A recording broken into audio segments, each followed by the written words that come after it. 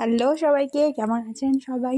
Welcome to our channel ঘরকন্যা টুকিটাকি। আজকের recipe গাজরের হালুয়া। কী ভাবছেন, এটা তো শীতকাল না, তাহলে হঠাৎ এরকম রেসিপি?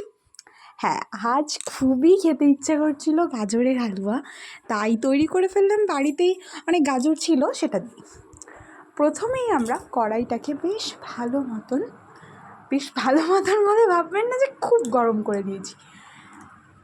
কড়াই যখন একটু গরম হলো তখন তার মধ্যে আমরা দিয়ে দিলাম ঘি, গাওয়া ঘি, বাড়িতে পাতা ঘি। ঘি দিয়ে দেওয়ার পর ঘি যখন একটু গরম হয়ে গেল তখন তার মধ্যে আমরা তেজপাতা, এলাচ এবং দারচিনি এগুলো দিয়ে দিলাম।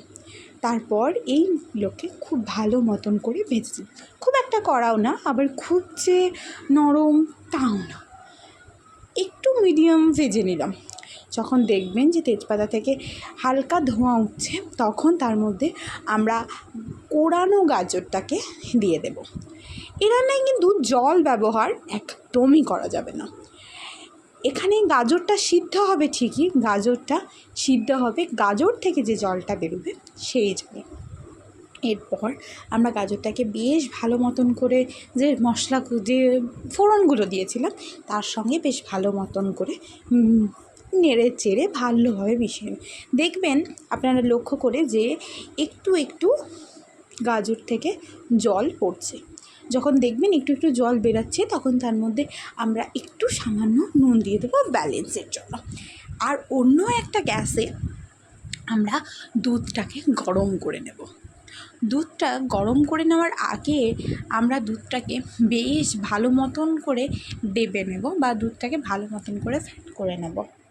দুধটা হতে থাকবে গ্যাসে, আর অন্য একটা জায়গায় আমরা ঢেলে নেব পরিমাণ মতন চিনি। পরিমাণ মতো চিনি যখন হয়ে যাবে, যখন দেখবেন দুধটা ফুটতে আরম্ভ করেছে তখন তার মধ্যে আমরা দিয়ে দেব ওই গাজরগুলোকে। গরম গাজরটাই, কিন্তু ঠান্ডা করার কোনো প্রয়োজন নেই এখানে।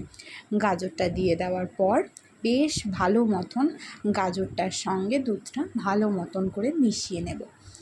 বেশ ভালো মতন করে মিশিয়ে নেওয়ার পর এখানেই কিন্তু গাজরটা সিদ্ধ হয়ে যাবে। তবে হ্যাঁ, এখানে আমরা শুধুমাত্র যে গরুর দুধ ইউজ করব তা না, আমরা এখানে আমুল দুধও ইউজ করব।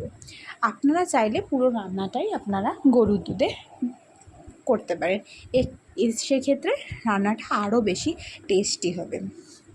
তো আমরা গরুর দুধের সঙ্গে, ফোটানো দুধের সঙ্গে আমরা গাজরটাকে বেশ ভালো মতন করে মিশিয়ে নেব। যখন গাজরটা যখন দুধটা ফুটতে লাগবে গাজরটা দেওয়ার পর, তখন দেখবেন হালকা হলুদ কালার একটা চলে আসবে। ভয় পাওয়ার কিছু নেই। তখন আমরা কি করব, সেই মুহূর্তে আমরা যে চিনিটা পরিমাণ মতন রেখেছিলাম ওই চিনিটাকে ওর মধ্যে দিয়ে দেব। চিনিটা দিয়ে দেওয়ার পর বেশ ভালো মতন করে নেড়ে নেব। ভালো করে চিনিটা যখন দুধের সঙ্গে মিশে যাবে আর গাজরটাকে বেশ মাঝে মাঝে ঢাকা দিয়ে গাজরটাকে সিদ্ধ করে নিতে হবে।